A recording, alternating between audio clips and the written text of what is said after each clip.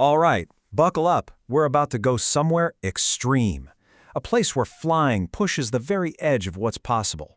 We're talking about the world's most dangerous airport, Lukla, deep in Nepal. Seriously, I want you to picture this. Wipe away any image you have of a normal airport. You know, with those long, flat runways?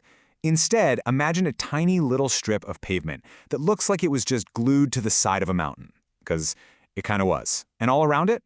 The Himalayas, the biggest mountains on the planet. That, right there, is Lukla. So what's the deal? Why is it so dangerous? Is it just the view? Oh, there's way more to it than that. Let's really dig into the cocktail of reasons this place has earned its, let's call it a terrifying reputation. Okay, but before we get into all the scary stuff, you gotta ask, why even build an airport here? Well, this isn't some crazy tourist trap. Lukla is the lifeblood for anyone heading to Mount Everest. If you dream of seeing Everest Base Camp, your journey almost certainly starts right here.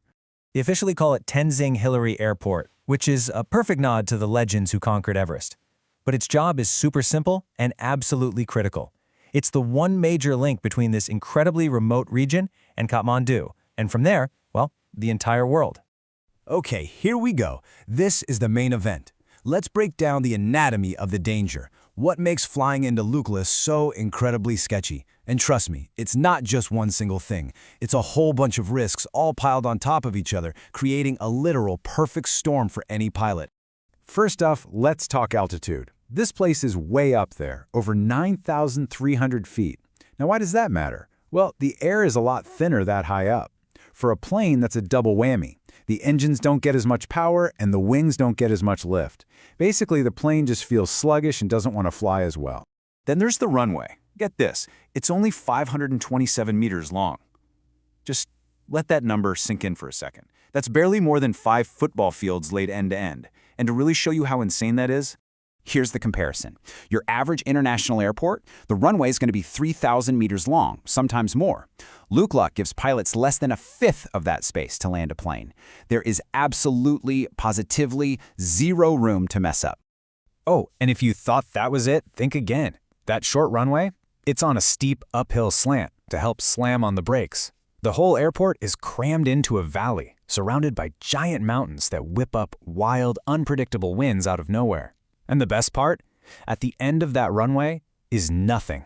Just a sheer drop, thousands of feet straight down. So you put it all together, the short runway, the cliff, the crazy weather, it all adds up to one thing.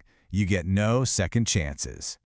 And this leads to the single most terrifying thing about flying into Lukla. See, at most airports, if the landing doesn't look right, the pilot can just hit the throttle and go around for another try. It's a standard safety move. But at Lukla, that's not an option. It's impossible. Once that plane starts its final descent into the valley, it is landing. Period. There's no turning back.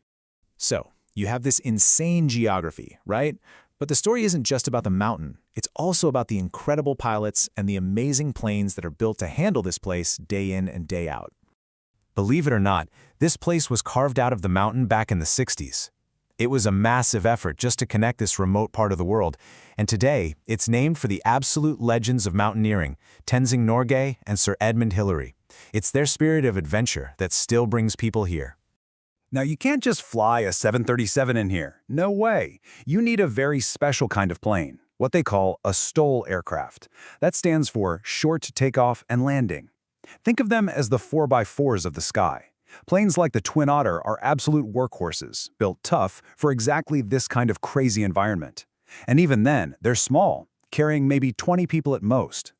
And for the pilots who fly this route, landing at Lukla is a huge deal. It's like a badge of honor in the pilot world. It's the ultimate test of your skills, your guts, and your focus. Nailing that landing, that's something they'll talk about for the rest of their careers. Okay, so after hearing all of this, you're probably thinking, why on earth would anyone fly there? And that's fair, but look, thousands of people do it safely every single year. So if you're one of those adventurous souls, let's talk about how to do it right and how to make it as safe as possible. It really comes down to 4 key things. 1. Book the earliest flight of the day. The weather's almost always calmer in the morning. 2. Be prepared for delays. If your flight gets canceled, don't get mad, it's for your safety. 3, and this is a big one, pick an airline that knows this route inside and out. And 4, Just be ready. It's going to be a bumpy, intense flight, so just breathe and enjoy the ride. You'll want to look at airlines like Terra Air, Summit Air, or Sita Air. These are the carriers with years, even decades of experience flying this very specific, very challenging route. And this is the really wild thing about Lukla, right? It's this huge paradox. On one hand, it's undeniably one of the riskiest places you can fly.